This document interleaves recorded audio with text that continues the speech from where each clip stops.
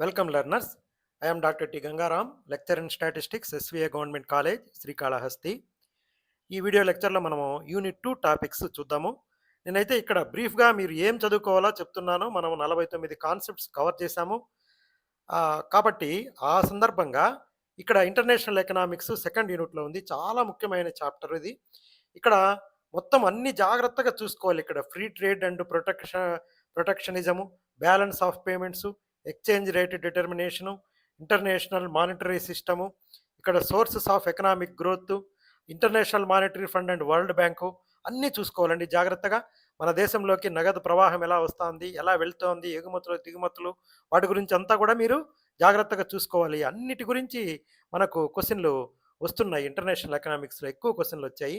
ఇక్కడ సిలబస్లో ఏముందో చూడండి. Free trade and protection, balance of payments BOP మీద వచ్చింది, exchange rate determination, international monetary system, Bretton Woods system, ఇది చూసాం, ఇది ఫ్లాప్ అయిపోయింది. ఇది IMF and world bank, sources of economic growth, human capital and productivity, trade, aid and non economic factors, ప్రతి ఒక్క దాని మీద వస్తూ ఉంది. ఎయిడ్ అంటే ఏమి, బిజినెస్ అంటే ఏమి, కాన్సెప్ట్స్, లాజిక్, ఎలిమినేషన్ మెథడ్ వాడండి. ఇక్కడ ఫ్రీ ట్రేడ్ అంటే స్వేచ్ఛ వాణిజ్యం అనమాట. స్వేచ్ఛా వ్యాపారంలో ఏముంటుంది, no restrictions on imports and exports, encourages international కాంపిటీషన్ని ఇది ప్రోత్సహిస్తుంది, ఇంక్రీసెస్ ఎఫిషియన్సీ అండ్ స్పెషలైజేషన్. మనకి ఎక్కడ స్పెషలైజ్డ్ పర్సన్ ఉంటే వాళ్ళని మనము తీసుకోవచ్చు అనమాట. ఇప్పుడు ఆ ఫారిన్ కంట్రీస్కి అదే ప్రాబ్లం అవుతా ఉంది. మన దగ్గర స్పెషలైజేషన్ పర్సన్స్ తక్కువ రేటుకి దొరుకుతున్నారు, వాళ్ళ దేశంలో వాళ్ళకి నిరుద్యోగం వచ్చేస్తూ ఉంది. ఇక్కడ దీన్ని ఇప్పుడు ఆ దేశం ఏం చేస్తూ ఉంది, అమెరికా మన మీద టారిఫ్లు విధించి ఆ ప్రొటెక్షన్ చేస్తూ ఉంది.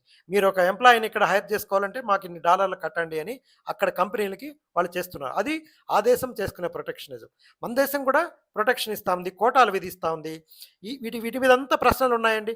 టారిఫ్ మీద ఉంది, కోటాస్ అంటే ఎంత పరిమాణంలో దిగుమతి చేసుకోవాలో ఉంది, ఇంపోర్ట్ రిస్ట్రిక్షన్స్ ఉన్నాయి. ఇప్పుడు మన దేశంలో ఏదైనా వస్తువులకి ధర పెరుగుతూ ఉన్నప్పుడు ఆ వస్తువుల ఇంపోర్ట్ మీద మనకు రిస్ట్రిక్షన్స్ పెట్టేస్తుంది గవర్నమెంట్. ఇంపార్టెంట్ ఎగ్జామినేషన్ కాన్సెప్ట్స్ ఏమంటే ఫ్రీ ట్రేడ్ వర్సెస్ ప్రొటెక్షనిజం. మన దేశం ప్రొటెక్షనిజం, పరిశ్రమల సంరక్షణ గురించి క్వశ్చన్ వచ్చింది కదా. ఇక్కడ టారిఫ్ బేరియర్స్ ఏమేమి ఉన్నాయో చూసుకోవాలి. ఇన్ఫాంట్ ఇండస్ట్రీ ఆర్గ్యుమెంట్, అదే శిశు సంరక్షణ, పరిశ్రమల సంరక్షణ. ఇక్కడ ఫ్రీ ట్రేడ్, ప్రొటెక్షనిజము, కంపారిజన్, ఇవి చూసుకోవాలి జాగ్రత్తగా. ఈ బిఓపి మీద చాలా క్వశ్చన్లు వస్తున్నాయి. Record of all international transactions in a country.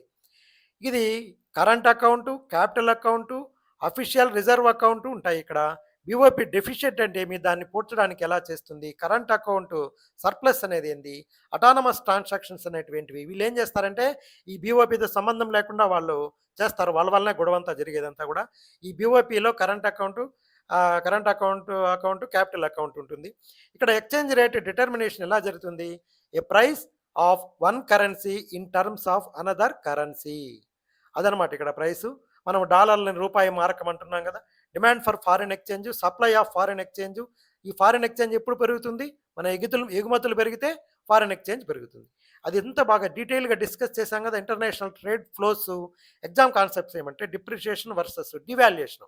ఈ డివాల్యుయేషన్ అంటే ప్రభుత్వమే మన విలువనే తగ్గించేస్తుంది. దాని గురించి జాగ్రత్తగా చూడండి, చదువుకోండి. Flexible and fixed exchange rate, managed floating system. ఇక్కడ రేటు 4x, ఇది ఈక్విలిబ్రియం ప్రైజ్కి వచ్చేదాకా ఇది అవుతుంది. దీని మీద కూడా మనకు ఒక కాన్సెప్ట్ వచ్చింది, క్వశ్చన్ చూసాం మనము.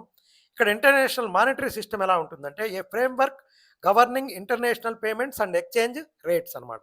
దాన్ని ఇంటర్నేషనల్ మానిటరీ సిస్టమ్ అంటారు.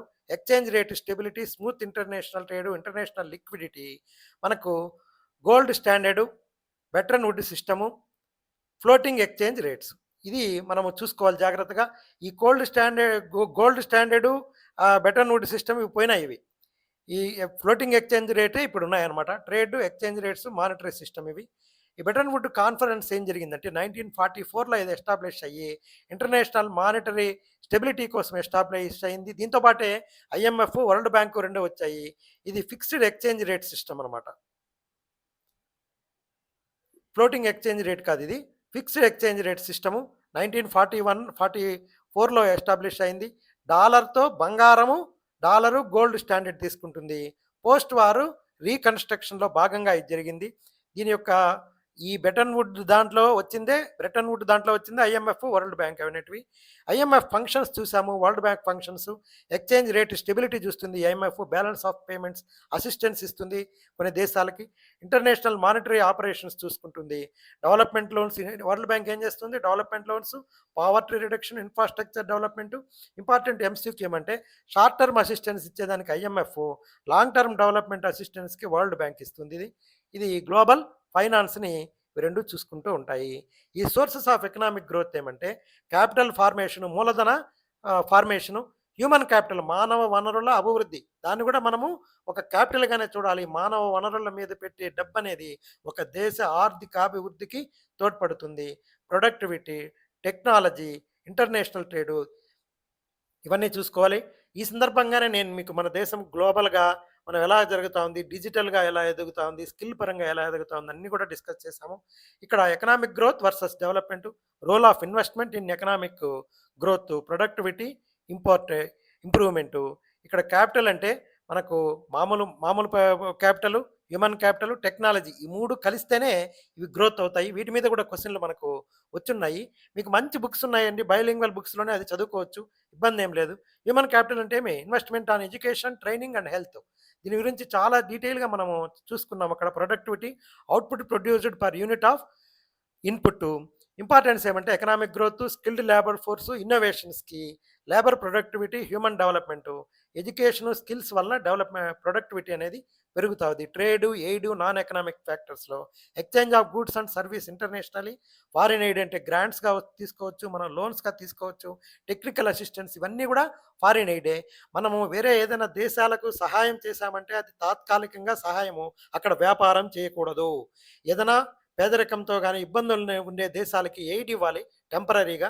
వాళ్ళతో వ్యాపారం చేసి వాళ్ళ ఆ వ్యాపారం ద్వారా వాళ్ళని ఏదో రకంగా డిప్లొమాటిక్‌గా వాళ్ళని లోబరుచుకొని వేరే పనులు చేసుకోవడం అనేది చేయకూడదు. ఎకనామిక్ ఫ్యాక్టర్స్ అంటే ఒక దేశం అభివృద్ధి చెందాలన్నా లేదా ఆ దేశం విచ్ఛిన్నం అవ్వాలన్నా కూడా పొలిటికల్ స్టెబిలిటీ ఉండాలి. సోషల్ ఇన్‌స్టిట్యూషన్స్ ఉండాలి. గవర్నెన్స్ క్వాలిటీ ఉంటేనే ఒక దేశం అనేది ఉంటుంది. ట్రేడ్ ప్రొవైడ్స్ గ్రోత్ అన్నమాట. ట్రేడ్, ఎయిడ్ 2 కూడితేనే డెవలప్‌మెంట్ ఉంటుంది. ఓన్లీ ట్రేడ్ మాత్రం చూసుకుంటున్నాయి కొన్ని దేశాలు. జాగ్రత్తగా గుర్తించండి. వాటి వ్యాపార అవసరాల కోసమే దేశాలని లోబరుచుకుంటున్నాయి. ఇక్కడ ఇంపార్టెంట్ టాపిక్స్ ఏమి? ఫ్రీ ట్రేడ్ అంటే టారిఫ్స్, ప్రొటెక్షనిజము.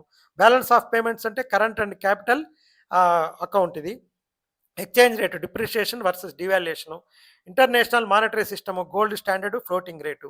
బెటన్ వుడ్ సిస్టమ్ అంటే ఐఎంఎఫ్, వరల్డ్ బ్యాంక్ ఫార్మేషన్ అయినాయి వీటి వలన. ఇప్పుడు అది పోయింది. IMF and world bank monetary stability and development. Economic growth అంటే క్యాపిటల్, టెక్నాలజీ, ప్రొడక్టివిటీ 3 కలిస్తేనే ఎకనామిక్ గ్రోత్ వస్తుంది. హ్యూమన్ క్యాపిటల్ అంటే skilling the human through education and skills. Trade and aid అంటే గ్రోత్ అండ్ డెవలప్మెంట్ అనమాట. ఇప్పుడు కాన్సెప్ట్స్, లాజిక్, ఎలిమినేషన్ మెథడ్ చూడండి. నేను economics lecturer కాదండి. మీరు మళ్ళీ మళ్ళీ చెప్తున్నాను. నేను మన స్టూడెంట్స్ కోసమే ఎకనామిక్స్ కాన్సెప్ట్స్ కొంత ఈ 49 కాన్సెప్ట్స్ స్టడీ చేయడం ద్వారా వచ్చిన నాలెడ్జ్‌తో నేను మీకు ఈ కాన్సెప్ట్స్ ఓవర్ వ్యూ అనేది చేస్తున్నాను. మీరు చదవాలి. నేను 10% మాత్రమే చెప్తాను. మీరు చదవాలి. ఎకనామిక్స్ అనేది మిగతా ఫార్ములాలు అవంతా ఏం లేదు. చాలా ఇంట్రెస్టింగ్‌గా ఉంటుంది. చదవండి, నేర్చుకోండి, మంచి ర్యాంకు సాధించండి.